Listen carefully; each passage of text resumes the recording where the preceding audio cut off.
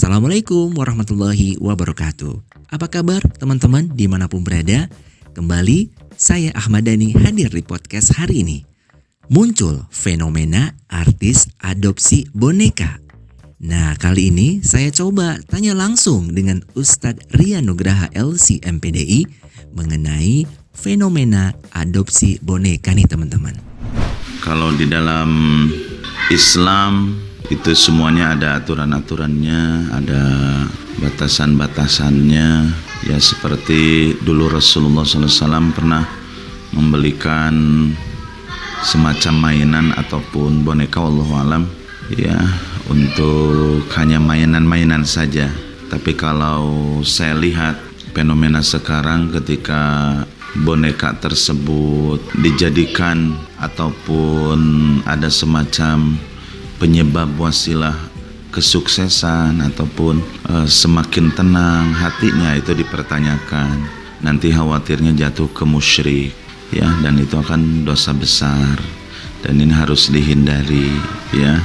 Itu seperti itu, karena yang namanya talbisu iblis, perangkat-perangkat iblis itu Masya Allah jadi mengganggu terhadap langkah-langkah manusia supaya kita semuanya terjerumus ke dalam api neraka, ya. Di antaranya adalah senjatanya adalah bagaimana kita ini masuk ke perangkap iblis dengan lewat kemusyrikan yang tanpa disadari.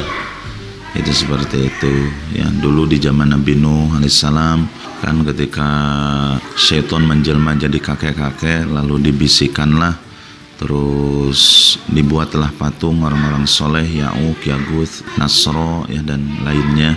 Itu lalu awalnya adalah cukup dihormati, lalu setelah itu tidak cukup dihormati, kata syaitan, maka kamu harus ruku, ya, sujud. Artinya harus ada ritual-ritual untuk penyembahan. Nah itu naudzubillah waliyadzubillah, ya. Jadi kalau menurut ana pribadi, kalau hanya sebatas mainan-mainan mah nggak jadi masalah. Tapi kalau udah masuk ke ranah peribadahan ataupun menjadikan boneka itu akan mendatangkan kebaikan, ketenangan, nah itu maka jatuhnya akan menjadi musyrik, ya, naudzubillah waliyadzubillah. Ya, pesannya kita sebagai umat Islam sudah ada rambu-rambu ataupun aturan-aturan yang dari Al-Quran dan hadis baginda Rasulullah SAW. Ya, sebagaimana dalam surah Ar-Ra'd ayat 28, alladzina amanu wa tatma'innu qulubuhum bidzikrillah, ala bidzikrillahi tatma'innul qulub. Orang-orang beriman itu hatinya tenang karena zikir kepada Allah.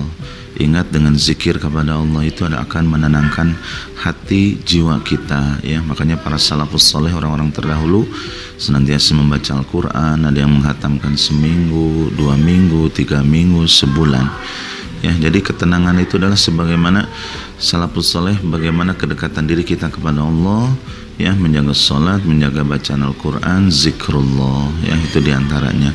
Maka perkuatlah itu. Jadi jangan sampai kita mengada-ngada dan mengikuti, ya, kebudayaan-kebudayaan yang dibawakan oleh orang-orang barat, ya, seperti yang marak di Jepang misalkan.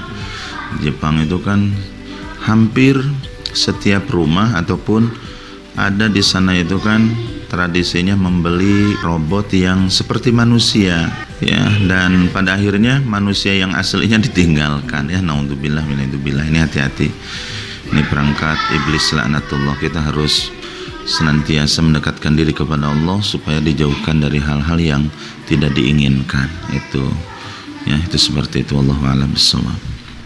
Baik teman-teman dimanapun berada, demikian podcast hari ini. Semoga bermanfaat. Wassalamualaikum warahmatullahi wabarakatuh.